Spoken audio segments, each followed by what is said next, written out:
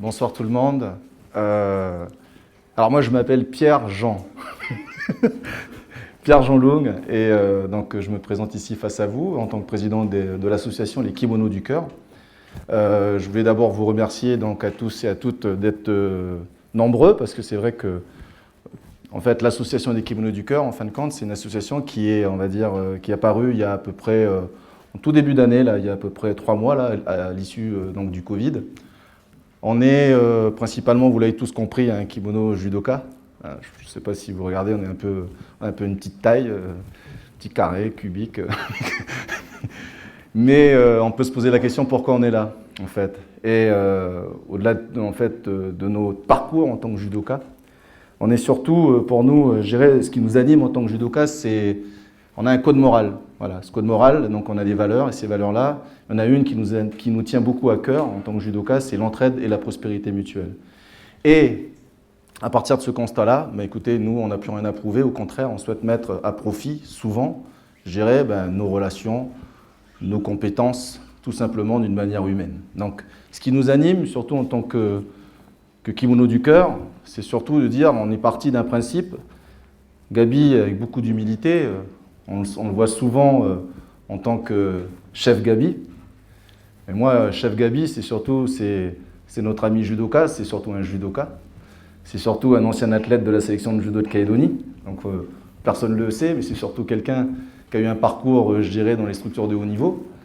Et voilà comment on construit, je dirais, ensuite un bel homme tel qu'il est. Bel homme au sens propre, mon ami. Donc, je voulais surtout vous dire que on a monté une action il y a à peu près 2 mois, donc à l'issue du Covid. C'était de venir un peu avec nos propres moyens, comment apporter, je dirais, un peu de solidarité avec ce qui nous arrivait là, donc à l'issue du Covid. Et avec Gabi, on a monté une première action qui était, on va dire, avec les chefs solidaires et la banque alimentaire. Et nous, les kimonos du cœur, on est allés tout simplement apporter notre petite pierre à l'édifice en fabriquant des repas et en livrant tout simplement des repas aux enfants dans les endroits un peu les plus défavorisés. Pardon. Donc, à partir de ça, on s'est dit, bon, qu'est-ce qu'on fait? C'est pas possible, on ne peut pas rester là.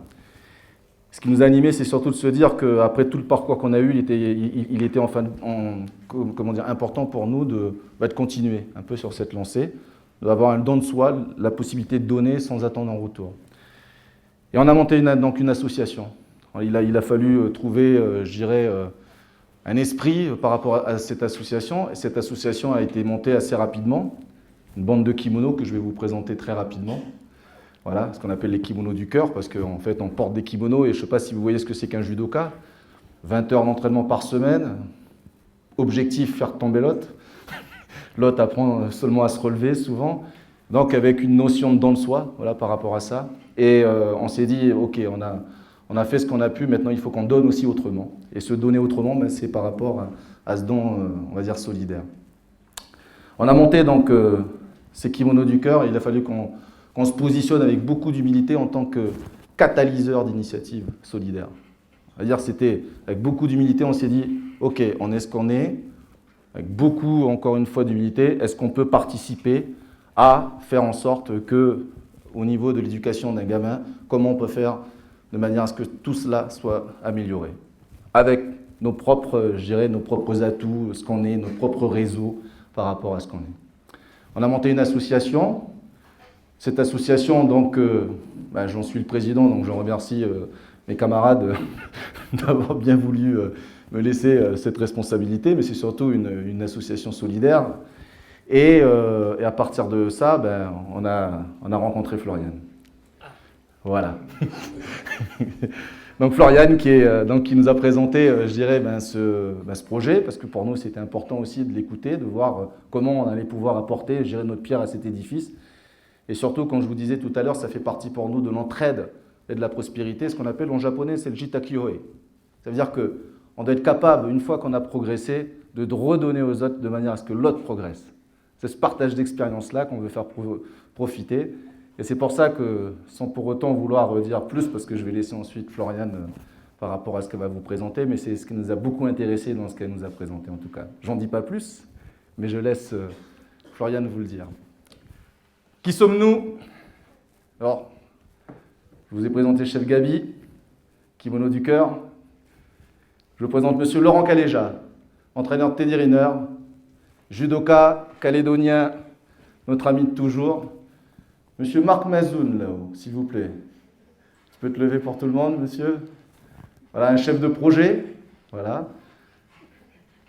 D'autres ne sont pas là. Je pense que certains connaissent monsieur Larry Martin. Larry Martin, kimono du cœur aussi, judoka, et qui aussi participe avec nous dans le cadre de ce projet. Gérald Chadefaux, qui s'excuse encore pour ce soir, pompier, judoka, entraîneur de la sélection de judo de Nouvelle-Calédonie. Voilà. Moi-même, directeur d'établissement, je suis content de venir dans un espace où je vois beaucoup d'étudiants. Voilà. Prochainement, parce qu'on ne le sait pas aussi, mais je dis souvent, on le connaît peut-être sous un autre angle, ce Guy Raguin, DJ, judoka, champion de Calédonie. Voilà ce qui nous lie, tout simplement les valeurs de l'amitié, la valeur de notre code moral. Et je voulais surtout vous souhaiter à toutes et à tous une très belle soirée. Je vous remercie encore, je dirais, d'être là présent pour nous ce soir. Et je vous demande tout simplement, je vais passer le micro moi, donc à Gabi, et je vous souhaite une belle conférence avec Florian en tout cas. Merci beaucoup.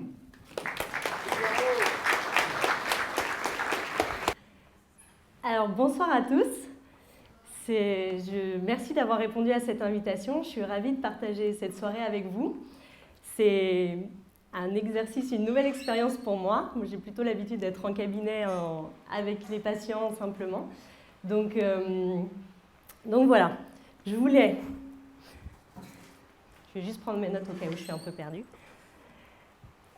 Pour ceux qui ne me connaissent pas, donc je m'appelle Floriane Guilbeault, je suis ostéopathe. J'ai été diplômée en 2007 de l'Institut des hautes études ostéopathiques de Nantes. Et je suis arrivée ici il y a une douzaine d'années et j'ai créé un cabinet dans lequel j'exerce jusqu'à maintenant. Et cette soirée, alors, mon parcours professionnel, il m'a amené à partager un petit peu des expériences avec des personnes en situation de handicap. Et cette soirée, elle était importante pour moi pour transmettre de l'information, pour partager en toute humilité mon expérience et puis ma vision d'ostéopathe. Alors, cette expérience, pour moi, elle commence en 2013 avec Alix. Alix, c'est une petite fille âgée alors de 6 ans qui présente des troubles de la marche, des troubles de l'équilibre et un retard de langage. Et donc ensemble, on a commencé à travailler en ostéopathie sur un partage, une rééducation, vraiment un travail spécifique en ostéopathie. Au début, je la voyais 2 fois par semaine, et puis après, 1 fois par semaine, tous les 15 jours, et jusqu'à maintenant, je la vois tous les mois. C'est un travail qu'on fait ensemble, et c'est à cette époque-là que j'ai commencé à me poser des questions sur la prise en charge du handicap. En Calédonie, comment ça se passait pour elle, comment ça se passait pour eux, le quotidien, l'organisation de la famille, et puis si Alix allait à l'école, dans quelle école, par quel thérapeute elle était suivie, quelle était sa prise en charge en général.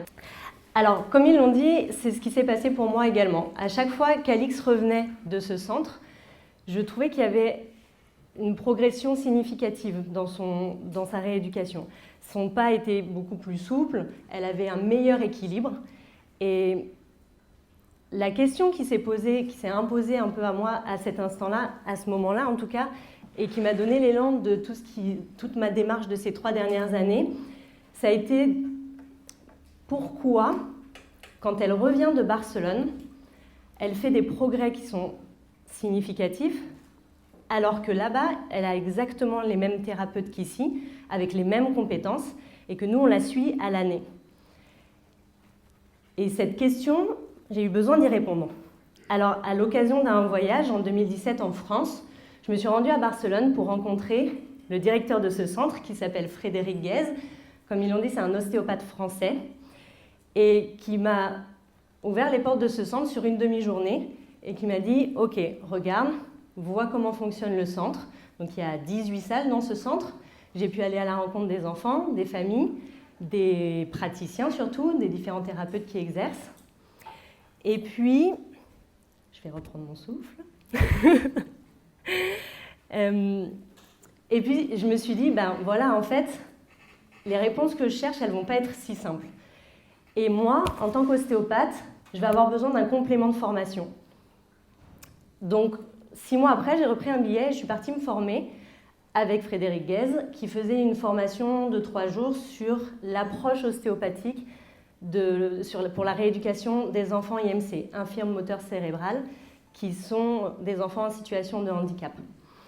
Et puis j'ai eu la chance en 2018 et en 2019 de retourner plusieurs fois dans ce centre, faire plusieurs semaines de stage. Alors, pour vous expliquer ce qui s'est passé durant ce stage et vraiment le sens de ma démarche, je voudrais revenir avec vous sur ce qui est l'ostéopathie et surtout la philosophie ostéopathique. Alors, qu'est-ce que c'est que l'ostéopathie? C'est une approche qui est holistique, c'est-à-dire globale, une démarche globale qui prend le corps dans son entier et qui considère que les différents systèmes du corps humain sont en interaction, ils interagissent entre eux. C'est une méthode de soins manuels, on travaille avec nos mains pour tester et traiter. Et puis qu'est-ce qu'on cherche? En fait, on cherche une perte de mobilité, parce que le mouvement est garant de l'état de santé. Et c'est la cause de cette perte de mobilité qu'on va rechercher, qui peut être complètement à distance de la zone de la plainte du patient. Et cette démarche, en ostéopathie globale, nous amène à traiter différentes parties du corps humain et donc à être en réseau professionnel avec différentes professions de santé. On travaille avec des médecins, avec des kinésithérapeutes, avec des dentistes, des sages-femmes, etc. Et c'est une méthode qui va s'adapter au patient.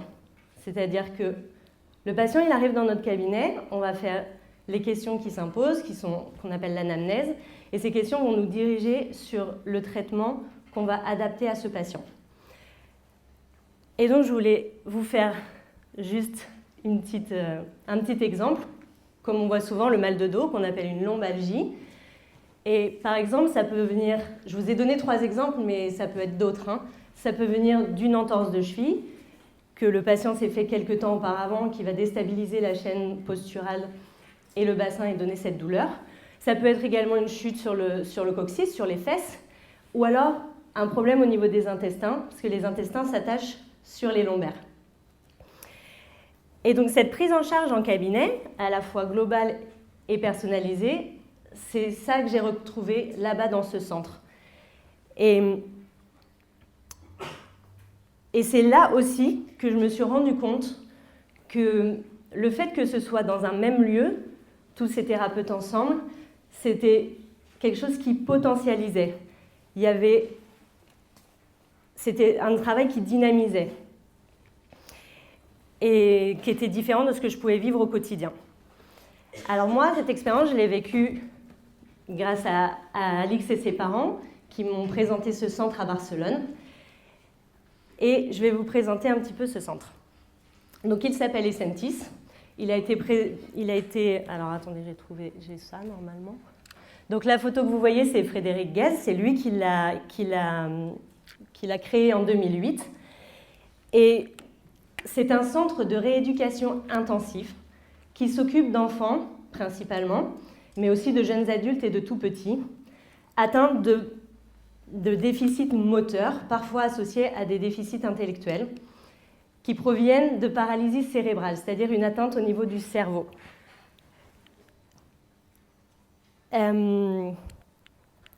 Et donc ces paralysies cérébrales, je vais me détacher de ça, ces paralysies cérébrales, elles peuvent être de plusieurs origines. Elles peuvent être d'origine génétique, d'avoir de plusieurs syndromes, comme pour ceux qui connaissent des syndromes de Little, des syndromes de Rett, etc., Angelman.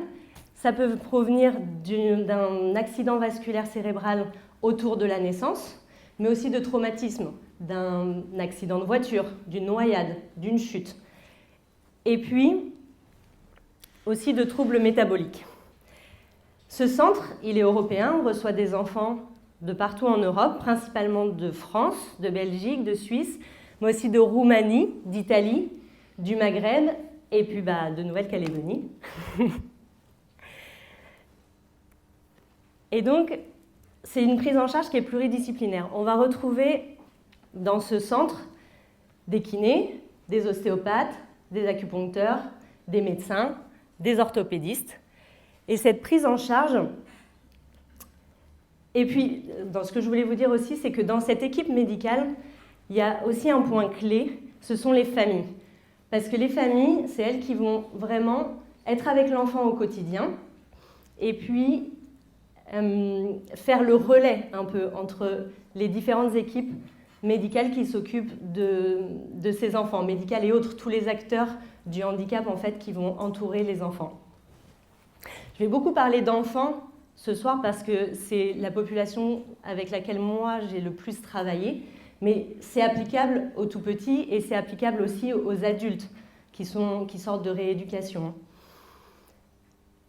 Donc, c'est je voulais vous dire que c'était une rééducation intensive. Les enfants, on va les recevoir 4 heures par jour, une demi-journée par jour, et ils peuvent venir sur plusieurs semaines, et plusieurs fois dans l'année. Ce sont des stages qui vont être ponctuels. Là, vous voyez l'équipe alors c'est comme ça, de thérapeutes. Ça, c'est la photo qu'on fait le vendredi avec tous les enfants et tous les thérapeutes et qui signent un peu la fin du stage avec leur petit diplôme, etc. Et donc, cette prise en charge, elle va être aussi adaptée à chaque enfant. Les enfants, on les reçoit le lundi avec les kinés. Ils vont avoir leur tuteur. Le tuteur, il va faire le bilan de cet enfant avec la famille et excusez-moi, j'arrive pas à respirer en fait, je veux dire tellement de choses. Donc, avec les familles, et puis on va savoir un petit peu où en est l'enfant. C'est-à-dire, aujourd'hui, qu'est-ce qu'il fait? Qu'est-ce qu'il est capable de faire? Où il en est depuis son dernier intensif. Est-ce que son sommeil est bon? Comment est son alimentation?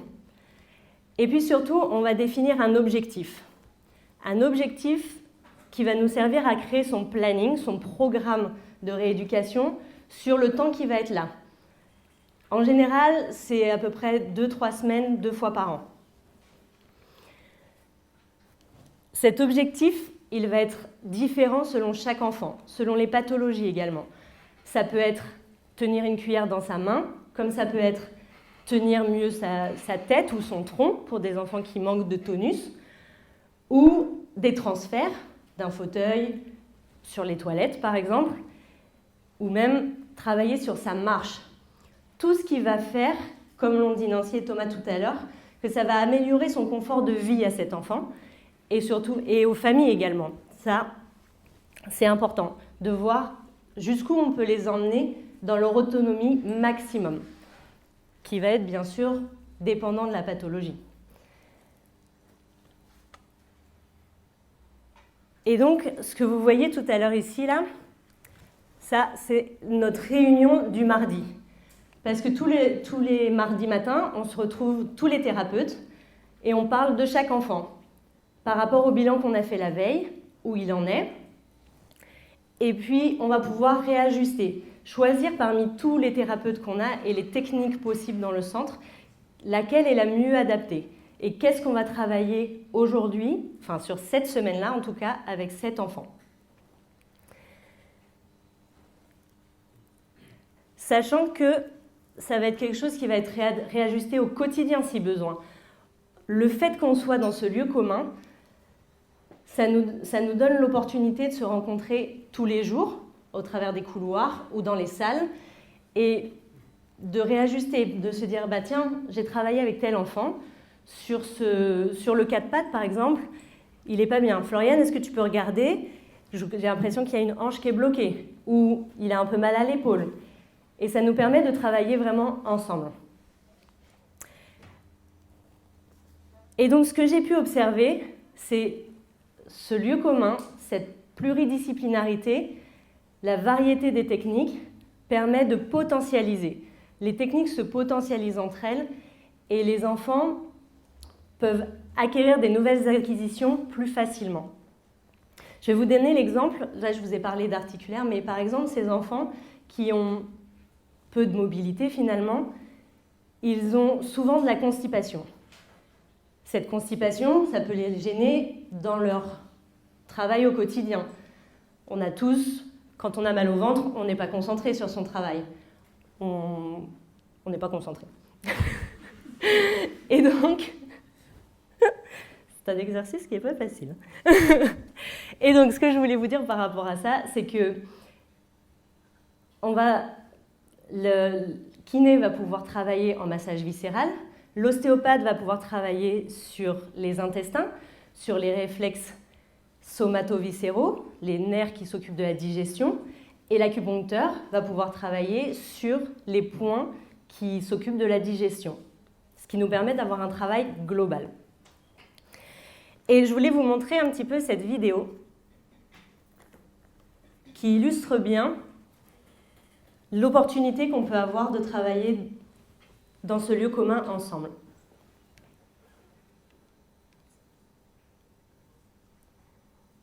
Il n'y a pas de son, hein, c'est normal. Là, ce que vous pouvez voir, c'est Julie et Pablo. Alors, il faut que je trouve ça là. Donc là, on a Pablo, Julie, qui sont deux enfants qui viennent régulièrement au centre, qui se connaissent très bien. Ils nous viennent de Belgique. Et ça aussi, c'est quelque chose qu'on a utilisé. On les fait travailler ensemble parce que justement, ils se connaissent bien et ça permet aussi d'accompagner ça, en fait. Ça nous donne quelque chose de plus pour eux. Et je vais vous la remettre. Donc là, on voit Frédéric et moi. Donc deux ostéopathes, on travaille en ostéopathie sur Julie et Pablo. On travaille en mouvement sur cette table qui bouge, dont je vais vous parler tout à l'heure, qui est une innovation Essentis. Et on travaille également, vous voyez les casques qui sont ici, c'est une méthode qui s'appelle la méthode Tomatis, qui est une méthode d'écoute musicale, de neurostimulation auditive. Elle va travailler en fonction des musiques, les fréquences vont travailler sur différentes parties du cerveau.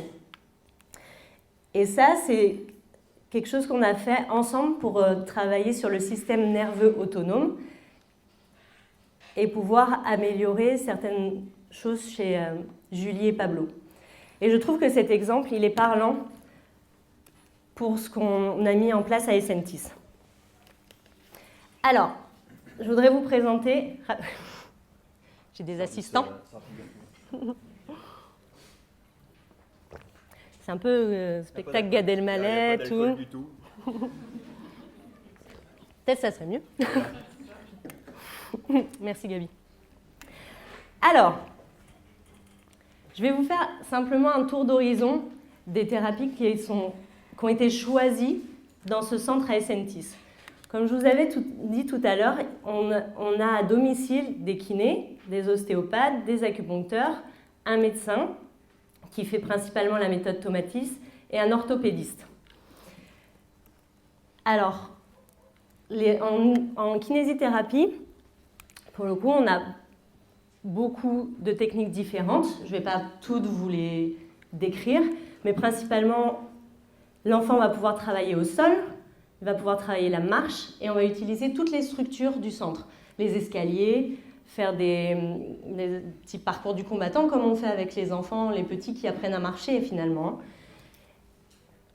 Le Theratoc, Theraciut, ce sont des orthèses souples qui sont faits en tissu particulier, qu'on place avec des velcro et qui permettent de travailler sur les chaînes musculaires.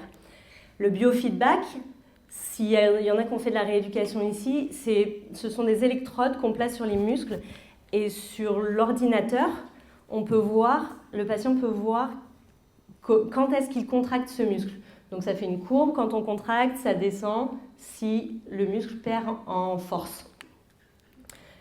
L'électrostimulation, ce sont ces électrodes qu'on place pour stimuler le muscle, pour aider, parce que ces enfants ont des muscles qui sont vraiment très faibles, et donc ça nous permet de pouvoir les stimuler pour la marche, et on l'utilise également sur ce qu'on appelle les muscles antagonistes, c'est-à-dire si je plie mon genou, les muscles qui vont tendre mon genou sont l'inverse. Si j'ai un problème de flexion, je vais travailler sur les muscles opposés, qui font le mouvement opposé. Je vous expliquerai pourquoi par rapport à quelque chose de particulier. Mira et Irismund, ce sont des réalités virtuelles. Irismund, c'est très intéressant pour les enfants qui ne sont pas communicants, parce qu'on va pouvoir discuter, en tout cas communiquer avec eux avec les yeux. Et puis, travailler l'intégration des réflexes archaïques. Les réflexes archaïques, ce sont ces réflexes qu'on a lorsque l'on naît et qui nous permettent de faire le début de mouvements dans la rééducation. Ce sont des réflexes qui disparaissent ou qui s'intègrent, ce qu'on appelle intégration, lorsqu'on grandit. Ce dont je voulais vous parler surtout, c'est le spider, qui est une innovation des Sentis. Vous voyez ici, je n'ai pas trouvé la photo en grand, on n'a pas assez de recul dans les salles là-bas pour prendre une photo vraiment plus large. Mais ici, vous voyez, c'est une structure en fer, ici, qui est tout autour. Et on place l'enfant au centre, ici dans un baudrier. Et puis vous voyez les cordages qu'on attache de chaque côté. Ça nous permet de mettre l'enfant en pleine sécurité. Et puis, le thérapeute aussi, bien évidemment. Là, on est sûr que l'enfant ne va pas tomber. Et de là, l'enfant peut travailler le passage assis à debout. Il va pouvoir travailler ses muscles, le musculaire, et puis l'équilibre debout. On peut travailler avec des ballons. On passe beaucoup par le jeu, en fait. Ce sont des enfants, hein, donc c'est ça qui est intéressant. Et on va utiliser la famille. Parce que parfois, souvent, ils viennent en famille à Barcelone. Hein, c'est le voyage, finalement, ce sont souvent leurs vacances. Hein, et souvent, les frères et sœurs, ils sont par là. Donc, on leur fait jouer un peu.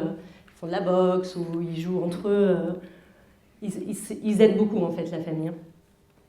Et puis ici, ce que vous pouvez voir, c'est la même chose, mais qui est dans un couloir et qui va être sur comment on appelle ça, des chenilles en fait, et qui va se déplacer. Et c'est la même chose, ça nous permet de garder l'enfant en sécurité. Là, Lali, elle a, il me semble, 5 ans, mais par exemple, pour des jeunes adultes qu'on va avoir qui ont 24 ans, et ben, ça, c'est quelque chose qui va être vraiment pratique parce qu'on n'a pas à les porter. Et au moins, on sait qu'ils sont tenus, eux aussi, et puis ils vont pouvoir acquérir plus facilement des nouveaux mouvements. Et là, elle passe pas très bien la photo, c'est une vidéo à la base. Il y a le kiné qui est derrière, et moi je suis ici. Et ça illustre, voilà, parce que je suis là-bas, je peux voir les progrès de cette petite fille. C'est ce qui s'est passé pour moi à Barcelone à un moment donné, c'est que les enfants, je ne les vois pas forcément en mouvement en tant qu'ostéopathe. Je vais travailler sur leur corps, mais ce qu'ils sont capables de faire, je ne le vois pas toujours. Et le fait d'être avec eux, de pouvoir passer dans les différentes salles, ça m'a permis vraiment de me dire « Ah bah tiens, cet enfant, finalement, il s'est poussé sur ses jambes. » Ou bah, lui, en fait, il s'est bien communiqué, alors qu'avec moi, il ne l'avait pas forcément fait. Et donc, Lali, je m'étais occupée d'elle, et là, c'était dans les premiers jours, elle faisait ses premiers pas, donc c'était vraiment quelque chose de super à voir. Donc l'ostéopathie, ça c'est ma partie. En fait, on travaille en cabinet sur une table qui ne bouge pas. Ça, c'est notre quotidien. Et avec des patients à qui on peut dire, principalement à part les enfants tout petits, mais de ne pas bouger. Là-bas, j'ai appris que ce n'était pas possible. Parce qu'il y a des enfants qui ont des mouvements, on appelle dystonie, des mouvements qui sont complètement décoordonnés et qu'eux-mêmes ne contrôlent pas. Donc d'apprendre à travailler au sol, ça nous permet toujours la même chose, de garder l'enfant en sécurité, de nous sécuriser pour mieux nous concentrer sur ce qu'on a à faire avec lui. Et puis, ah oui, alors ça c'est la table qui bouge que vous avez vue tout à l'heure, qui s'appelle Embodied Mind Table. Comme ça, vous pouvez voir mon accent anglais. Merveilleux. Et puis, je vous en parlerai tout à l'heure. En ostéopathie, on a 3 grandes parties de techniques. Les techniques qu'on appelle musculo-squelettiques, qui vont s'occuper des articulations, des muscles, des tendons, des ligaments, etc. Pour ces enfants-là, dans cette rééducation, ces cas particuliers, ce sont toutes les techniques qui vont nous permettre de garder en mouvement les articulations, de garder en tout cas leur mouvement maximum. Pourquoi ? Parce que si un enfant a son corps, ses articulations qui sont dans leur degré maximum de liberté, Ça dépend encore une fois des enfants. Il y a des enfants qui ont des pieds, par exemple, très déformés, liés à leur pathologie. Eh bien, ça leur permettra d'acquérir plus facilement leur mouvement dans la rééducation avec les kinés. Les techniques viscérales, c'est ce dont je vous ai parlé tout à l'heure, principalement avec la constipation. Mais on va pouvoir travailler également sur le foie, parce que ce sont des enfants qui ont souvent des traitements médicamenteux lourds. On va pouvoir travailler, je voulais vous parler du diaphragme. Par exemple, si un enfant a une hypotonie du tronc, et qu'il ne peut pas bien le tenir, il va être très souvent dans cette position-là, et le diaphragme ne va pas pouvoir faire correctement son travail. Ça, on peut le travailler en ostéopathie. Et également, pour des syndromes comme le syndrome de Rett, Lali, la petite fille que vous avez vue tout à l'heure, c'est sa pathologie. Eux, dans cette pathologie, sont souvent décrites des apnées. Et puis les techniques crânio-sacrées. Le crâne va être vérifié systématiquement parce que dans la rééducation, dans le quotidien, sont des enfants qui peuvent chuter, qui vont apprendre de nouvelles choses. Donc, à l'identique d'un enfant, quand il va apprendre à marcher, on va le voir tomber sur les fesses, on va le voir tomber, se cogner, etc. Et ça, c'est ce qu'on va principalement vérifier. Je regarde si je ne voulais pas vous dire autre chose. En ostéopathie, on va regarder aussi beaucoup, pour les dentistes, s'il y en a ce soir, les articulations temporomandibulaires, parce que souvent, ils ont de l'épilepsie, ils font des crises d'épilepsie, et ça peut participer à des tensions, des douleurs, etc. Je voulais vous dire aussi, pour le système crânio-sacré, parfois, ce sont des enfants, quand la tête ne tient pas très bien, sur le fauteuil, et comme vous voyez, en tout cas, s'il y a des mamans aussi dans la salle, pas forcément des parents d'enfants en situation de handicap, nos rues ne sont pas toujours... Alors ici, maintenant, je ne vais pas... Dans le centre-ville, c'est très bien fait. Mais principalement dans les villes, il y a toujours un trottoir avec un pavé qui sort un peu, etc. Rouler, c'est compliqué. Ça peut être compliqué, en tout cas. Et donc, la tête, elle se balade. Et puis, du coup, on peut avoir des cervicales qui se coincent ou des choses comme ça. Ce que je voulais vous dire aussi par rapport à ça, c'est qu'à Barcelone, on a souvent la remarque par les parents, c'est que cette ville s'est construite une grande partie de la ville s'est construite lorsqu'elle a accueilli les Jeux paralympiques de 92. Ce qui fait que les structures sont très bien adaptées. Et c'est intéressant parce que, pour le coup, les parents nous disent que c'est un vrai confort pour eux de se balader dans cette ville. Donc là, vous voyez, on travaille... donc là, c'est moi. Je travaille avec Dimitri. Oui. Et puis, en ostéopathie et en kinésithérapie, on va travailler dans l'eau également. Très intéressant parce que les enfants sont en apesanteur et ils adorent. Et puis, ils peuvent travailler leur marche, le mouvement de la marche, ils peuvent se détendre. Voilà. L'acupuncture, je n'ai pas décrit vraiment, si quelqu'un ne connaît pas une technique qui travaille avec des aiguilles sur des points particuliers. Là, ils vont travailler, donc, par exemple, la constipation, comme tout à l'heure, ou sur le langage, l'activation du langage, ou, je voulais dire une autre chose.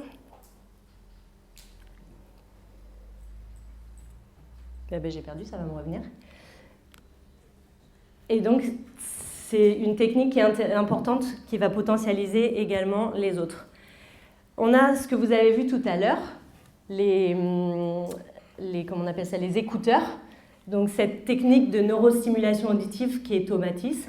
Et là, vous voyez Pilar qui travaille avec Enzo. Et il est en écoute auditive, mais il va travailler aussi, par exemple, la mémoire, ou la motricité fine, ou de l'art-thérapie. C'est ça que je voulais vous dire pour l'acupuncture. Ça peut travailler sur les émotions aussi. Les enfants qui sont non communicants verbaux, qui ne peuvent pas communiquer par la parole, parfois peuvent avoir des véritables frustrations de ne pas pouvoir s'exprimer.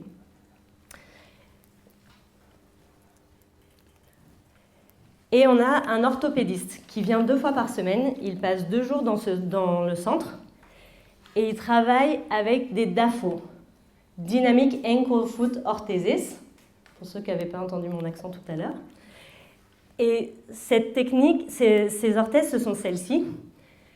Comme vous voyez, il y en a de différentes hauteurs. Il n'y a pas tous les... Si. Et la matière dans laquelle sont faites ces orthèses est une matière qui va être assez souple pour garder la facilité de la marche, le déroulé du pas, la proprioception, mais assez solide pour pouvoir garder l'axe du pied. Comme je vous disais tout à l'heure, les déformations peuvent être importantes. Et donc, ces orthèses sont très intéressantes pour ça.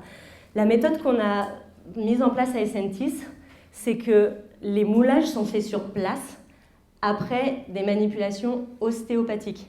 On travaille le pied en ostéopathie pour donner le maximum de mobilité et le remettre au maximum dans l'axe pour qu'on ait une attelle qui puisse être le plus fonctionnelle possible. Alors, il fait aussi des attelles pour les mains, corsets et sièges moulés, et ils sont vraiment à la pointe de la technologie. J'ai vu, c'est un iPad qui fait le tour comme ça en 3D, et ça se matérialise directement, etc. C'est chouette. Alors, les 2 innovations qu'on a à Essentis. On a les ondes de choc. Donc vous allez me dire, c'est pas du tout une innovation. Non, effectivement. Sauf comment on s'en sert là-bas. Les kinés, pour ceux qui ont eu des calcifications ou des tendinites, par exemple, ils ont dû aller voir leur kiné pour travailler avec ces ondes de choc. Donc les ondes de choc, c'est ce que vous voyez ici, là. On appelle ça un marteau. À l'intérieur, il y a une bille qui fait des allées et venues. Et à une différente vitesse et force. On peut varier la fréquence et la pression.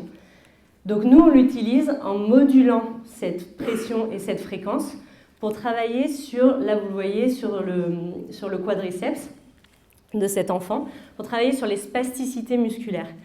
Parce que selon la pathologie, ces enfants peuvent avoir des fibroses musculaires liées à une contraction. La spasticité, c'est une information erronée nerveuse qui fait que le muscle va être en contraction permanente et ça va créer cette fibrose. Donc une qualité musculaire qui est plus dense, plus rigide et qui finalement va faire que le mouvement va être moins fluide. Ce sont les enfants que vous allez voir qui vont avoir des rétractions comme ça en fait. Et ça, la fibrose fait que, par exemple, on ne peut pas étendre le bras ou étendre la jambe pour la marche. Donc ça va nous gêner dans la marche, mais ça va nous gêner aussi dans la communication. Pouvoir tendre le bras, c'est plein de choses. C'est donner et recevoir, c'est prendre dans les bras, c'est tout ça. Donc ça, on l'utilise de cette manière-là à Essentis. Et puis ce que vous avez vu tout à l'heure, cette table qui bouge en mouvement, c'est Frédéric Guès qui l'a inventé. Il a beaucoup travaillé avec la neurologue, le docteur Zekri Orstel, qui travaille sur le mouvement. Et c'est lui qui a mis en place cette table.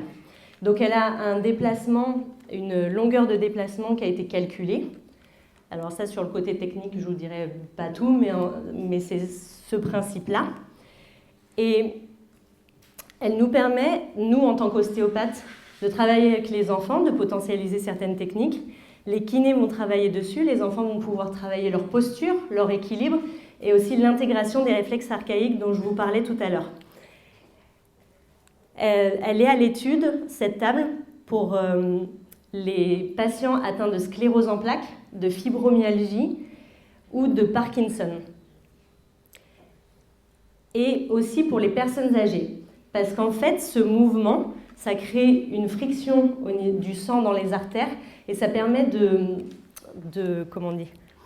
d'avoir les effets de l'activité physique pour les personnes qui ne peuvent pas y avoir accès.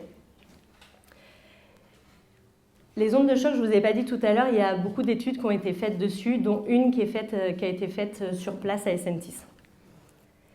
Et pour terminer, on a des partenariats avec des professions de santé qui sont de l'extérieur, mais qui viennent en visite à Essentis régulièrement. Donc on a une kiné du centre, qui est dentiste également, et qui prend en charge les enfants dans son cabinet, elle pour le coup en dehors du centre, qui va pouvoir faire les soins dentaires, parce que ces enfants, ça peut être compliqué de leur brosser les dents. Et puis ils ont souvent une pousse dentaire qui est plus lente. Et le problème, c'est que si ces enfants sont des enfants épileptiques, ça leur cause des crises d'épilepsie par la douleur beaucoup plus fréquente. On a l'optométriste comportementale, donc c'est un grand mot. Cette dame travaille avec ses lunettes, là, avant on avait ça chez l'ophtalmo, et elle place différents petits ronds de verre là que vous voyez, surtout pour les prismes posturaux. On va pouvoir, si un enfant n'a pas assez de tonus musculaire au niveau des muscles postérieurs du dos, ça va être compliqué pour lui pour la marche. S'il est comme ça, de pouvoir redresser le regard, ça va aussi lui faire travailler les muscles dorsaux. Et ces lunettes, ces prismes vont permettre ça. C'est-à-dire que ça va permettre... Pardon, c'est pas facile la direction du micro. Ça va permettre donc de faire relever le regard et donc travailler musculairement sur le dos. Entre autres, après, il y a différentes directions. Elle travaille sur la vision, mais sur des lignes parallèles, verticales, horizontales, etc.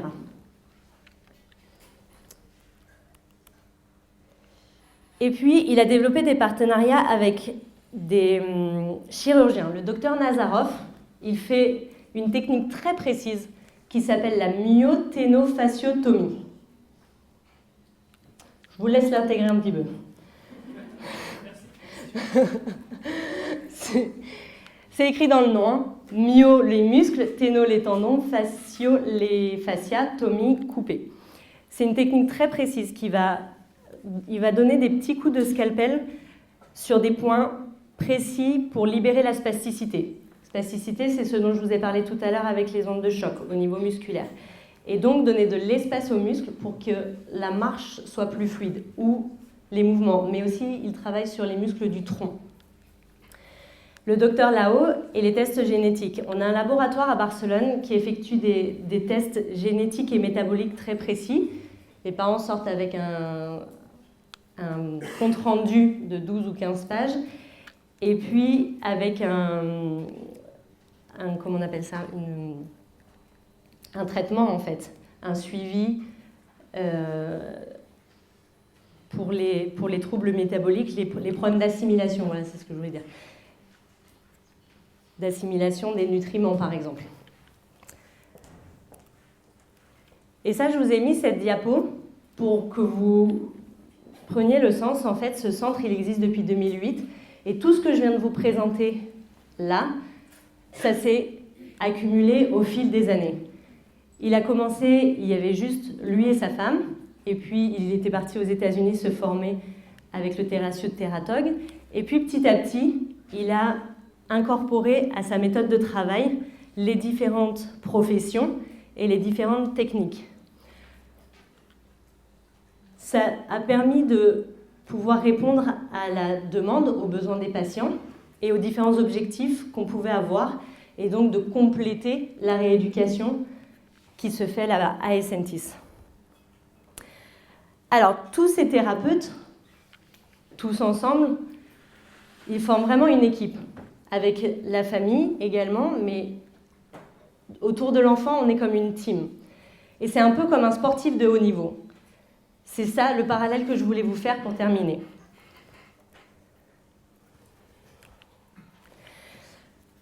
Donc le sportif de haut niveau, on aura des témoignages tout à l'heure, il a son programme d'entraînement à l'année. Et puis son objectif, c'est la même chose. Il va avoir envie de gagner les championnats de France, les Jeux du Pacifique, les championnats du monde, les Jeux olympiques ou paralympiques. Et il va être accompagné de sa team, de ses entraîneurs, de son coach, mais aussi de son équipe médicale finalement. Le médecin, les kinés, l'ostéopathe, la nutritionniste, etc. son programme va être à l'année, au quotidien, il va avoir son nombre d'heures de sport par jour, ses objectifs, et puis ça va être ponctué de stages intensifs qui vont lui permettre de travailler sur un geste précis, par exemple, ou sur le cardio. Eh bien, ces enfants, pour moi, c'est la même chose. Déjà, la vision qu'on peut avoir de ces enfants, c'est qu'il ne faut pas oublier que quand ils sont nés, ils ont eu, par exemple, un manque d'oxygène à la naissance. Ces enfants, ils ont survécu, ce sont des survivants.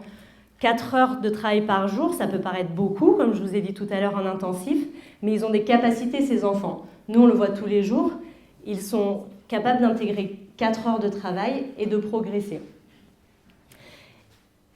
Donc l'enfant va avoir la même chose, son programme de rééducation à l'année, avec toute son équipe. En fonction des pathologies, ça sera adapté.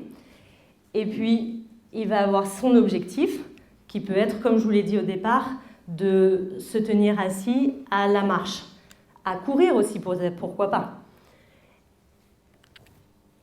Et donc, on va pouvoir ponctuer son année de stage de rééducation intensive. Pour moi, les différents intérêts du sport, ça va être une voie de santé. Le sport va permettre d'avoir plus de mouvement, de travailler la circulation et donc d'être en meilleure santé. Une voie de progression. Pourquoi ? Parce qu'on va travailler différemment le musculaire et ça va accompagner la rééducation, ça va la potentialiser. Une voie de socialisation. Ces enfants, ils sont souvent dans des centres ou dans leur quotidien, avec leur thérapie, avec l'école, avec l'organisation quotidienne de la famille, et de sortir un petit peu de ce cercle, ça va leur permettre de rencontrer d'autres gens, et puis aussi de pouvoir communiquer différemment, d'avoir des consignes, d'entendre des nouveaux mots pour ceux qui ont du mal à communiquer, par exemple, etc. Le but est toujours, comme en rééducation, d'aller vers leur maximum d'autonomie. Ou comme le disait tout à l'heure Nancy et Thomas, d'aller vers le maximum de confort. Et puis pourquoi pas, pour certains, une voie de professionnalisation des personnes en situation de handicap qui vont devenir des professionnels du sport. Je voulais vous montrer cet exemple parce qu'à moi, il m'a beaucoup parlé. Romane, c'est une jeune femme de 24 ans que j'ai rencontrée en octobre à Barcelone et elle m'a beaucoup touchée. Elle est atteinte de diplégie spastique. C'est du syndrome de Little qui donne une diplégie spastique et donc elle a des difficultés à utiliser ses membres inférieurs. Aujourd'hui, c'est une jeune femme qui a fait des études, qui travaille. Tous les matins, elle va au travail. L'après-midi, elle est soit en rééducation, soit avec un coach sportif. Parce que son objectif, à Romane, c'est de marcher. Aujourd'hui, elle est capable de marcher avec des béquilles. C'est encore pas tout à fait fluide tous les jours, mais elle y arrive. Et cette photo, elle est super chouette parce que quand je l'ai rencontrée, ce qui m'a touchée, c'est qu'elle m'a raconté donc, tout ce que je viens de vous dire, mais elle m'a raconté aussi que elle venait d'acheter son appart, elle, toute seule. Et que cet appart, il était entièrement équipé pour qu'elle puisse se débrouiller seule chez elle. Et je trouve que c'est un bel exemple de ce projet de santé qui a rejoint un projet de vie finalement. Et que beaucoup de choses sont possibles. Alors pour conclure, je voudrais commencer par remercier Frédéric Guez et toute l'équipe des Sentis parce qu'ils m'ont ouvert les portes de ce centre. Et là-bas, j'ai été intégrée, j'ai fait partie intégrante de l'équipe et j'ai pu développer pas mal de connaissances, de compétences, et puis être au cœur de cette rééducation et de ce fonctionnement qui m'a plu dès le départ, parce que c'est ce que je faisais au quotidien dans mon cabinet, la démarche en tout cas. Et pourquoi je vous ai mis cette photo, cette petite image que je vous avais mis un petit peu au début? C'est parce que j'aime beaucoup l'histoire du colibri. Le colibri, c'est ce petit oiseau qui tient dans la main. Et il y a une légende amérindienne qui raconte que la forêt amazonienne, à un moment donné, il y avait un feu et tous les animaux fuyaient. Et ce petit oiseau, il va chercher une petite goutte d'eau dans la rivière et il va la poser sur le feu. Et les animaux lui disent « Mais qu'est-ce que tu fais ?» Et lui répond « Ben, je fais ma part. » Et c'est ce que moi j'ai voulu faire quand... c'est ce que j'essaye de faire en tout cas au cabinet tous les jours. C'est ce que j'ai voulu faire en allant chercher plus de connaissances, plus d'informations. Et c'est ce que je fais ce soir en vous transmettant tout ça en toute humilité, vraiment ma vision d'ostéopathe. Et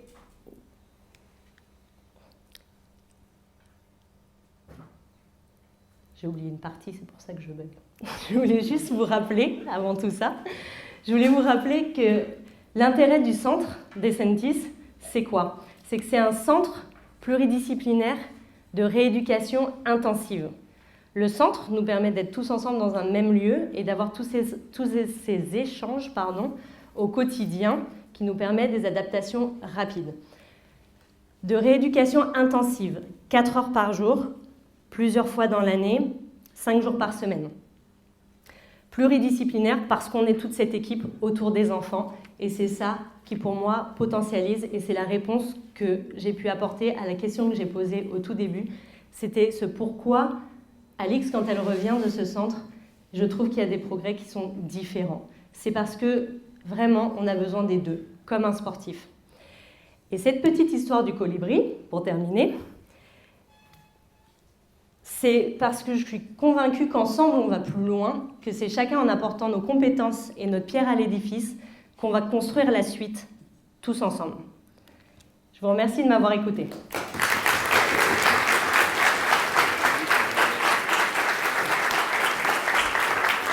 Voilà, donc je ne sais plus où j'en étais. Oui, professeur d'éducation physique, quand on est passionné de sport, quand on est passionné de sport dans les années 80, on devient prof de gym. Voilà, sauf que professeur d'éducation physique, j'ai vite déchanté parce que utiliser le sport comme un outil pour faire de l'éducation, ça ne m'a pas trop passionné. Moi, ce qui m'intéressait, c'était vraiment tout ce qui était développement, compète. Comme tout bon prof de gym de l'époque des années 80, je me suis orienté vers le sport de club, donc l'athlétisme et le football à l'époque, et puis de fil en aiguille. J'ai entraîné des athlètes, à l'époque on disait valides, mais aujourd'hui on dit ordinaires, et puis en 92 je rencontre un jeune non-voyant, parce qu'il faut dire que voilà, j'ai rencontré un copain pendant mon service militaire, et il est devenu, lui il n'a pas fait le service, il est devenu objecteur de conscience, et il bossait à la Fédération handisport, il m'envoie un gars qui veut faire de la course. Et ce gars-là, il n'a pas commencé, mais ça me fait penser à un autre que je connais, par vouloir faire les championnats de France, il a voulu faire tout de suite les Jeux paralympiques. Alors je dis, bon, écoute, je ne sais pas comment on fait pour courir quand on est non-voyant, mais de fil en aiguille, c'était l'époque un peu du début du handisport. Et ce jeune, finalement, je l'ai entraîné, il a fait les Jeux de 2000 et de 2004, sauf que moi, comme les méthodes d'entraînement que je proposais étaient un peu novatrices dans le monde du handisport, j'ai encadré pas mal de stages avec la Fédé handisport et du coup en 96 j'étais déjà entraîneur de l'équipe de France, donc j'ai fait les Jeux d'Atlanta et depuis les Jeux d'Atlanta je suis toujours entraîneur de cette équipe de France et aujourd'hui je suis le directeur de l'équipe de France d'athlétisme handisport. Et en 96, à la fin des Jeux d'Atlanta, il y a un athlète qui courait en fauteuil qui s'appelle Moustapha Badid, c'était un peu la légende de l'athlétisme handisport de l'époque. Il vient me voir et me fait « Tu vois Olivier, toi, il y a un truc qui est bizarre par rapport aux autres, c'est que tu nous considères comme des sportifs. » Alors moi, j'ai toujours considéré les personnes en situation de handicap qui venaient au stade comme des sportifs. Alors au début, bien sûr, c'était compliqué, mais je me suis vite renseigné. Lui, le gars que j'avais, il voulait faire les Jeux paralympiques. Je me dis, bon, je ne savais même pas, presque à l'époque, il y avait il y avait Barcelone, hein, comme tu le disais tout à l'heure. C'est vrai qu'à Barcelone, c'était les premiers grands Jeux paralympiques qui étaient organisés sur le même endroit que les Jeux olympiques. Et donc, tout a été fait pour l'accessibilité à l'époque, et ça, c'est important. Et il me dit, tu me considères comme ça? Je dis, bah ouais, moi, je me suis renseigné sur le niveau, sur les types de handicap. Et du coup, j'ai pris plein de notes sur ce que tu as dit tout à l'heure, et il y a une chose qui m'a marqué, c'est sur la progression des personnes, notamment les IMC. J'ai compris pourquoi en Espagne, ils ont un niveau chez les IMC qui est un peu supérieur. En tout cas, en France, ils sont largement devant nous dans ces catégories de handicap. Et il faut savoir une chose, c'est que les athlètes, quand ils débutent l'athlétisme, alors je vais parler d'athlétisme parce que je suis un peu moins fort dans les autres disciplines, quand ils débutent l'athlétisme, ils passent ce qu'on appelle une classification qui détermine leur niveau de handicap et leur classe dans laquelle ils vont concourir, sauf que parfois, avec l'entraînement, ils progressent tellement que des fois, ils sont amenés à changer de catégorie. Et ça, c'est complètement injuste parce que c'est le fait de l'entraînement qui fait qu'ils progressent. Mais le handicap, c'est toujours le même. Et c'est là où les médecins se battent ça c'est le domaine du sport, pour leur faire comprendre que ce n'est pas le handicap qui a changé, c'est simplement l'entraînement qui font que le handicap est minimisé dans la vie de tous les jours. Alors le problème, c'est que résumer en un quart d'heure presque 30 ans d'expérience, ça ne va pas être facile. Hein, je le dis, donc si je déborde, c'est pas grave. Je peux, bon. Ouais, on n'a pas le choix.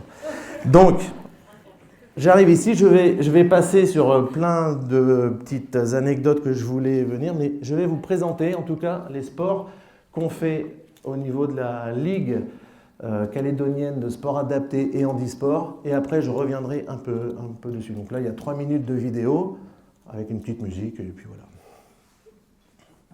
Petite musique sympa. Hein?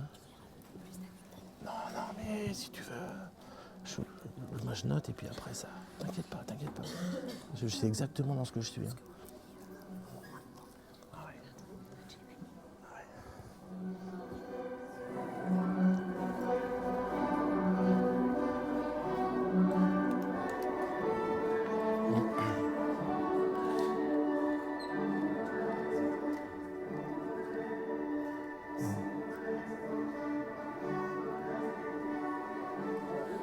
C'est pas du Nicolas Brignone, hein, c'est du... Peut-être, ouais. Je sais pas, moi. Ça, c'est celle que j'avais donnée à Pierre. Non, mais tu vas voir après il y a l'école des sports et tout. Je voulais montrer l'école des sports, tu vas voir la Petra, regarde.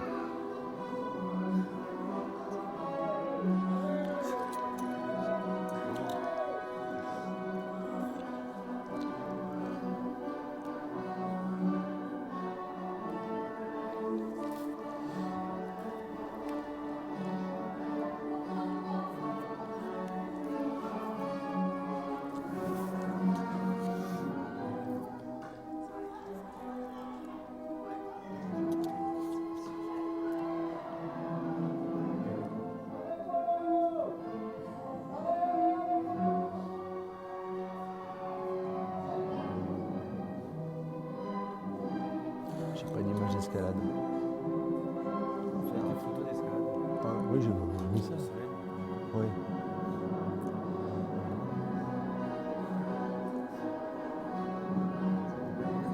Bon, il est content.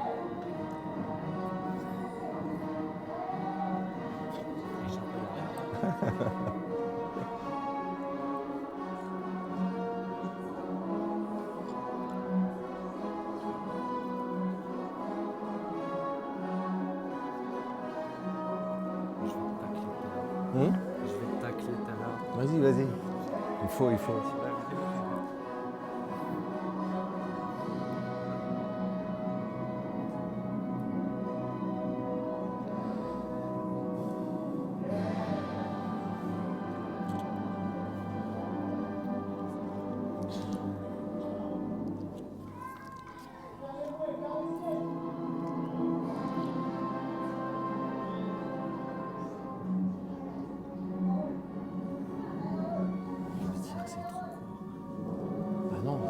Oui, t'es d'accord avec moi? T'es d'accord avec moi?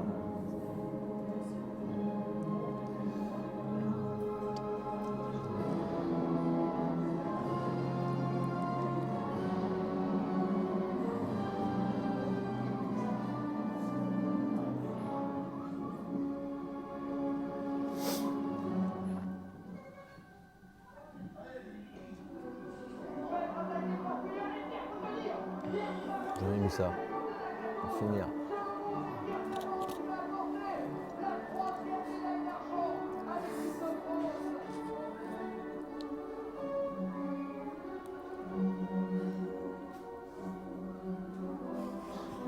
C'est bon, c'est fini.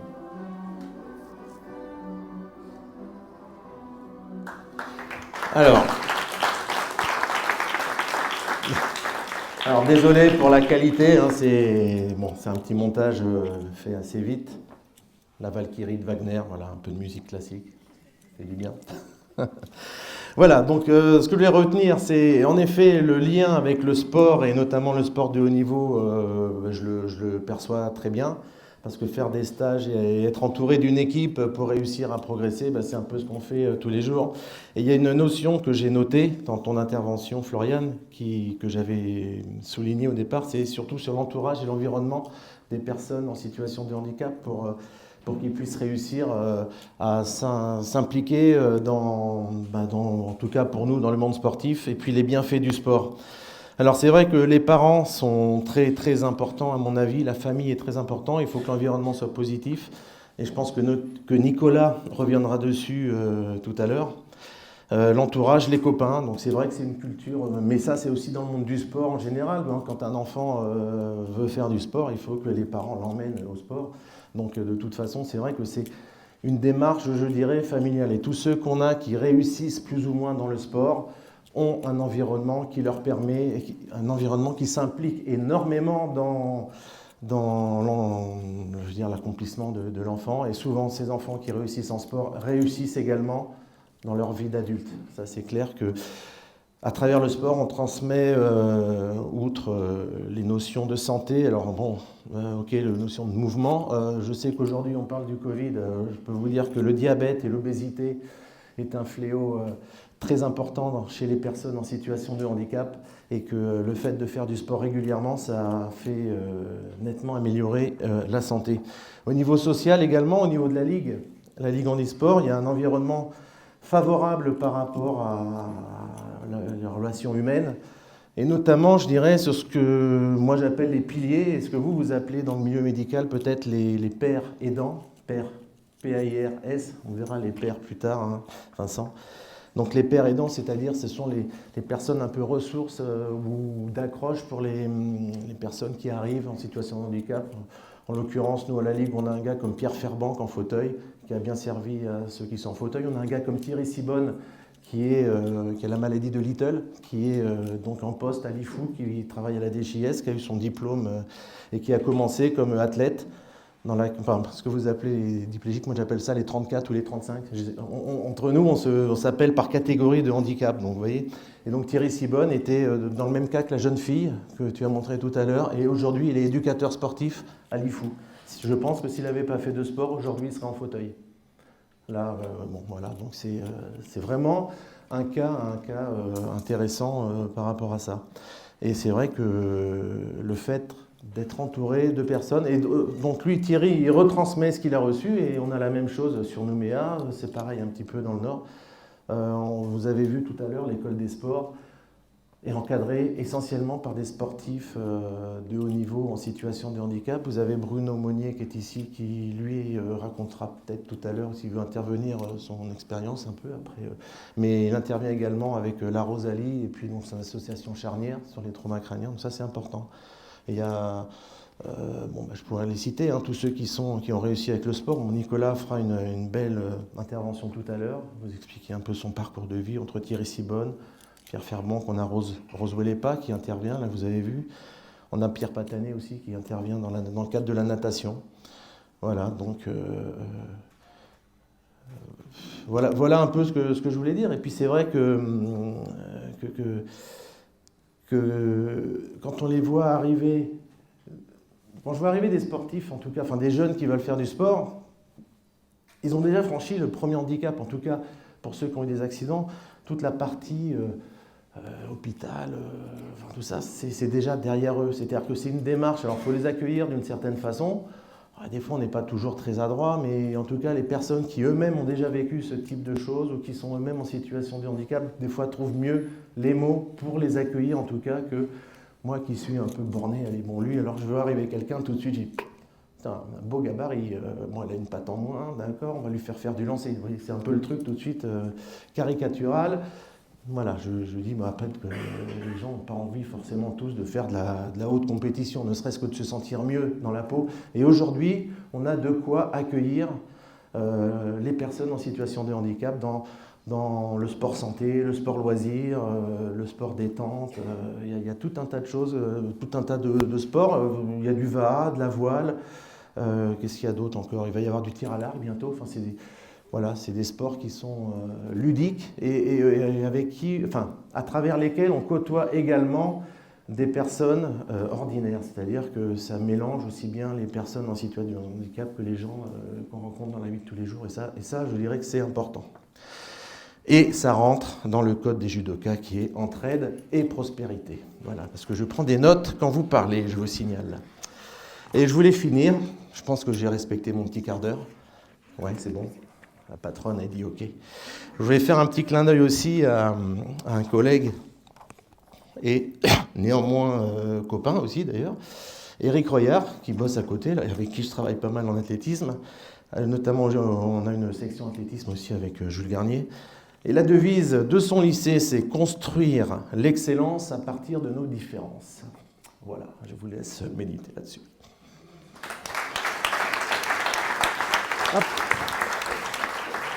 Bonsoir à toutes et à tous.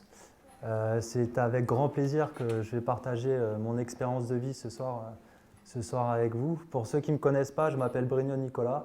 Je suis sportif de haut niveau. Je fais partie de l'équipe de France en e-sport. J'ai déjà participé au championnat d'Europe, de France, du monde et aux Jeux paralympiques de Rio en 2016. Mais avant d'entamer ma carrière un petit peu de sportif, je veux surtout vous dire d'où je viens et par où je suis passé pour vous expliquer un peu aussi ma présence ce soir. C'est que j'ai eu un accident de la vie donc, à 20 ans. Je faisais 1m86, 52 kg. Donc j'étais très très grand et très très maigre. Je m'habillais en XL pour cacher un petit peu tout ce que je pouvais cacher de mon corps, parce que je ne m'assumais pas comme j'étais. Et j'ai eu un accident de la route, donc j'ai pris un 32 tonnes en moto. J'ai eu 12 fractures et 2 pneumothorax, sachant que toutes ces fractures étaient vraiment situées sur la partie haut du corps. Voilà, donc suite à cet accident, je ne suis pas tombé inconscient. Par chance ou malchance, je ne sais pas, parce que c'est peut-être ça qui m'a sauvé la vie. Et donc je me rappelle vraiment de toute la souffrance que j'ai pu endurer et de celle que j'ai pu faire endurer à ma famille et mes amis. Et ça a été très dur, très très dur. Et voilà, je suis resté quelques semaines, voire mois, alité dans un lit d'hôpital. Donc imaginez quand vous faites 1m86 et 52 kg, vous n'avez pas beaucoup de réserve déjà. Donc j'ai encore plus puisé dans le peu qui me restait. Et là, bon, j'ai été vasané en Australie pour la rééducation. Et quand je suis revenu sur le territoire, j'ai mon club de moto, parce que j'étais un grand passionné de moto. Je travaillais dans la moto, je faisais mes études dedans.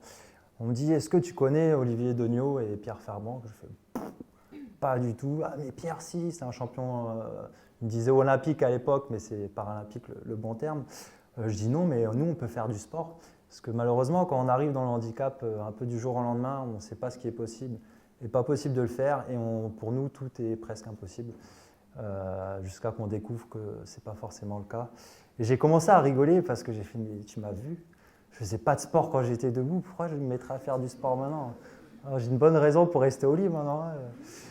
Et par curiosité, parce que je ne pouvais plus vraiment pratiquer ma passion de la moto, etc. Ça me faisait plus mal au cœur de voir quelque chose que je ne pouvais plus faire. Donc je me suis dit, pourquoi pas, j'ai du temps, je reviens d'Australie, quitte à perdre un jour de plus, je viens de perdre 6 mois dans un hôpital, je passe après. Et du coup, je vais au stade et là, je vois Olivier Dognaud en vélo en train d'entraîner Pierre Ferban en fauteuil de course juste derrière. Et je voyais qu'il était un peu rouge quand même, le coach. Hein. Je me dis, oh putain, il pédale fort quand même, parce que l'autre, il était tranquille derrière, lui, il n'en pouvait plus. Et là, je me suis dit, oh putain, ça a de la classe quand même. Et donc, j'ai vu, il me fait, repasse le lendemain, tu pourras essayer le handbike. Donc, le handbike, c'est un vélo à main, c'est très simple, c'est comme un peu le vélo. On a des pignons, des plateaux, et il n'y a pas à réfléchir, il faut juste pédaler. C'est déjà compliqué, mais... Donc, je rentre chez moi, je vois une vidéo, je m'intéresse du coup. Et là, je vois les Jeux paralympiques, je fais, waouh, mais putain, il y a 100 000 personnes au moins dans le stade. C'est comme les valides, mais différemment.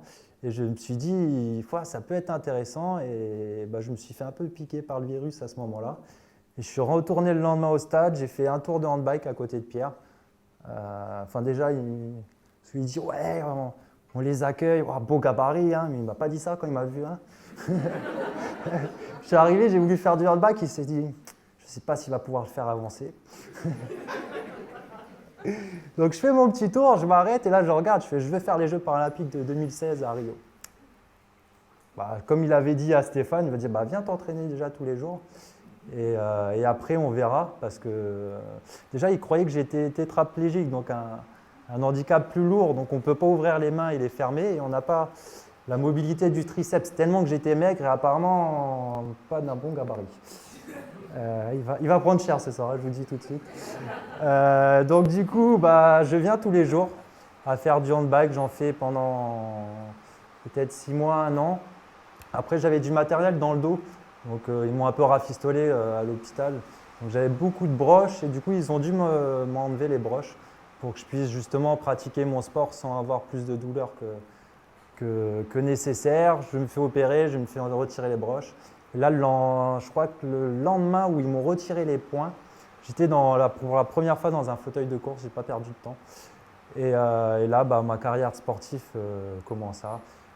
J'ai eu beaucoup d'entraînements, beaucoup de défaites. Je finissais toujours dernier, hein, pour être honnête. Voire un tour de retard sur tout le monde. Des fois, il y avait des courses mixtes. Je finissais derrière les femmes aussi. Beaucoup de choses qui auraient pu faire me décourager, mais je ne me suis pas découragé. Et je pense que le handicap, pour mon cas en tout cas, m'a fait découvrir des parties de ma personnalité que je ne connaissais pas. Et surtout ce que disait Florian par rapport à ce que le sport peut apporter. Moi, ça m'a apporté beaucoup, parce que oui, on était dans un centre de réduc, sachant que moi j'étais bien cassé, donc j'y allais quand même doucement avec moi. C'est moi qui allais les voir, dire genre vas-y, mets un peu plus lourd, parce que j'ai envie de me déplacer, j'ai envie d'être autonome assez rapidement. Et je sors du centre de rééducation où j'étais plus ou moins autonome, je dirais. Et le sport m'a vraiment, vraiment apporté beaucoup. Parce que c'était la muscu tous les jours, c'était le fauteuil de course, le handbike, ça fait travailler les bras. Et là, je me suis rendu compte que mon autonomie, même si j'étais plus ou moins déjà autonome, mais je galérais toujours un peu. Parce que quand on est dans un centre de rééducation, on est dans une sorte de bulle, tout est adapté. Il n'y a pas de trottoir, il y a des bateaux partout. Tu vas sur le lit il est pile à la hauteur qu'il faut. Tout est adapté. Malheureusement, quand on revient dans la vraie vie, c'est du bricolage. Et moi, j'aime pas forcément tout ce qui peut paraître handicapé, donc j'aimais bien essayer de garder un peu une maison, on va dire entre guillemets, normale. Et j'ai galéré. J'ai eu des moments de doute, j'ai eu des grosses peines, parce que quand on n'arrive pas à se mettre tout seul dans la douche, ça fait mal au cœur, surtout quand on a 20 ans. Et là, je me dis, qu'est-ce que je vais faire ? Et c'est là où le sport m'a apporté beaucoup parce que ce que la rééducation, je ne pouvais pas rester des mois aussi non plus, m'avait apporté, le sport a beaucoup fait de compléments. Et pareil, le sport de haut niveau, c'est une équipe, c'est une team. L'athlétisme, c'est un sport individuel, mais sans le médecin qui est derrière, l'ostéopathe, le kiné. Dès qu'on a un bobo, qu'est-ce qu'il faut faire, qu'est-ce qu'il ne faut pas faire. Et c'est ça qui nous emmène à la performance, l'entourage familial aussi. C'est super important parce qu'on a des moments de doute, des moments de faiblesse. Ils sont là pour nous porter, pour nous emmener plus haut qu'on le peut parce qu'on reste des êtres humains, même si on peut être plus costaud que la normale. Et tout ça fait qu'on arrive à créer de la performance. Et pour moi, le sport m'a apporté énormément en autonomie, tellement que maintenant, je ne me pose plus trop la question de me dire est-ce que c'est adapté, pas adapté, est-ce que je vais pouvoir… Je vais faire le truc, j'y vais, je fonce. S'il faut monter 5 marches sur les fesses, je le fais. Et j'ai plus trop de barrières, donc c'est vraiment très important. Et au niveau du sport, on fait souvent des stages en compétition. On a fait récemment, l'année dernière, un stage qui m'a marqué, c'était à l'INSEP. À l'INSEP, c'est une structure pour les sportifs de haut niveau où il y a tout de A à Z. Donc on a les kinés, les ostéos, les bains chauds, les bains froids pour récupérer. Et pareil, ça ressemble un petit peu à un centre de rééducation que parlait un petit peu Flo tout à l'heure.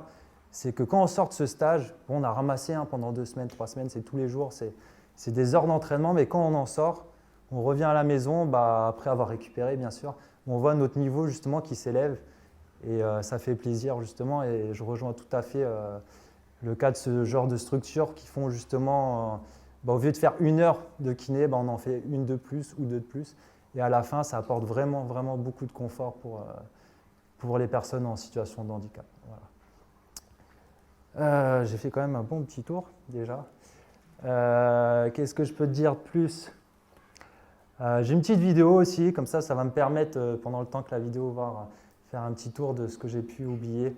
Un peu comme Olivier, mais en version jeune. Parce que c'est un prof de sport des années 80, voilà. J'ai ma voix off, je m'excite un petit peu sur la voix off de temps en temps. Je suis désolé, mais c'est parce que le message est très important et j'espère que vous l'écouterez bien. Merci.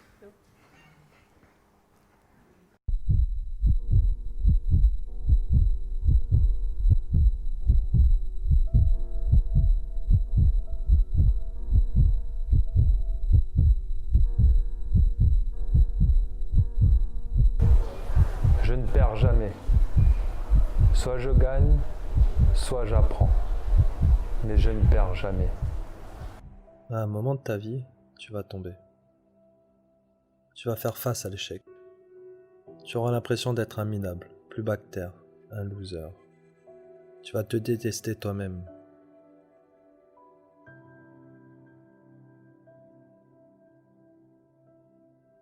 Mais quand tu tomberas, je veux que tu te souviennes de ceci.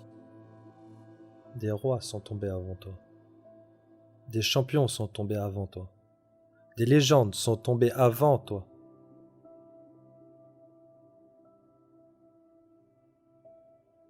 Ce n'est pas parce que tu tombes que tu perds. Tu perds quand tu as décidé d'abandonner le combat. Tu perds quand tu ne crois plus en tes rêves. Tu perds quand tu crois que tu es trop petit pour faire des grandes choses.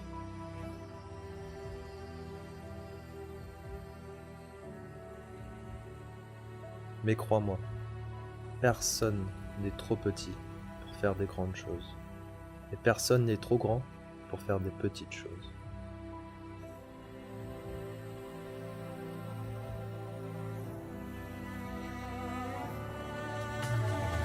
Chaque échec, chaque expérience d'échec, c'est un pas de plus vers le succès.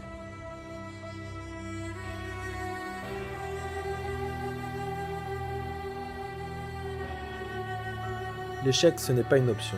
L'échec, c'est une expérience.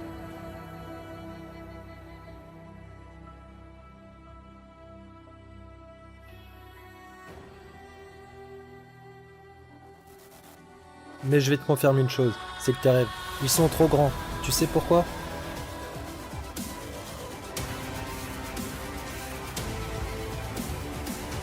Parce que tes rêves, ils sont faits pour que tu sois plus grand, pour que tu sois meilleur, pour que tu sois meilleur que tu ne l'étais hier. C'est pour cela qu'à partir d'aujourd'hui, tu vas arriver plus grand que tu ne l'es. Tes rêves, ce sont des étoiles. Tu dois avoir les pieds sur terre et la tête dans les étoiles. C'est comme ça que tu deviendras quelqu'un de grand.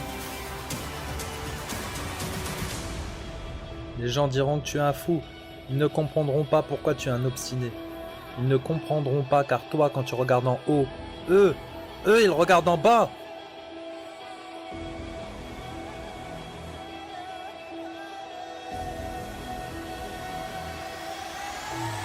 Chaque fois que tu tombes, c'est l'occasion pour toi de te relever, de gagner en force, de gagner en expérience. C'est l'occasion pour toi d'être meilleur.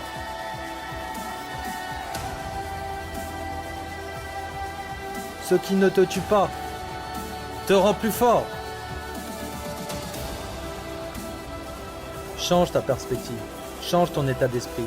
Tu ne tombes pas pour tomber plus bas, tu tombes pour te relever plus haut. C'est ça le processus, c'est le changement.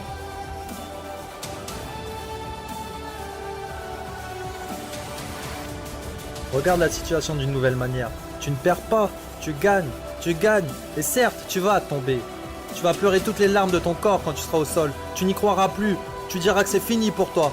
Mais non, pour tes rêves, pour ceux qui t'aiment, tu te relèveras. Pour eux, tu te relèveras. L'obstacle, c'est une opportunité. L'échec, c'est une opportunité. Et pense-y, parce qu'en ce moment, il y a quelqu'un qui prie juste pour avoir la même chance que tu as.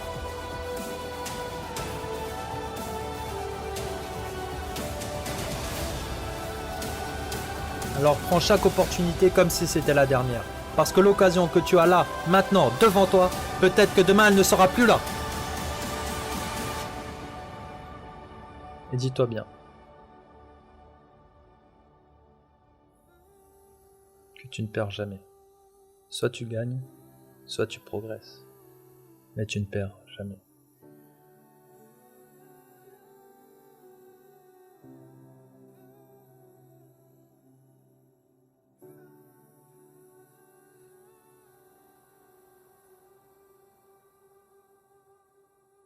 Fin.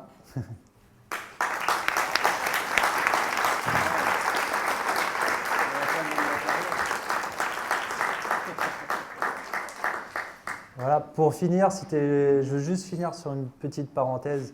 C'est que peu importe ce que vous voulez faire, il faut que vous vous donniez les moyens. Moi, je suis arrivé, j'étais loin d'un sportif. Même mes amis, hein, quand ils ont commencé à faire du sport, ils ont rigolé, ils se sont dit « mais non, fais pas ça ». Sauf que là, ils sont tous à dire « ah ouais, quand même, t'as bien fait de ne pas nous écouter ». Donc, peu importe vos qualités, moi j'ai toujours été dans la moyenne, que ça soit dans les études, dans le sport, dans tout, hein, dans tout. Et le sport m'a fait vraiment ouvrir au niveau de mon état d'esprit. En fait, je me suis rendu compte que quand on veut faire quelque chose, il faut juste travailler, persévérer et être patient. Mais je ne suis pas patient, moi. Mais j'ai appris à l'être. Donc voilà, je vous remercie pour ce soir. Bonne soirée.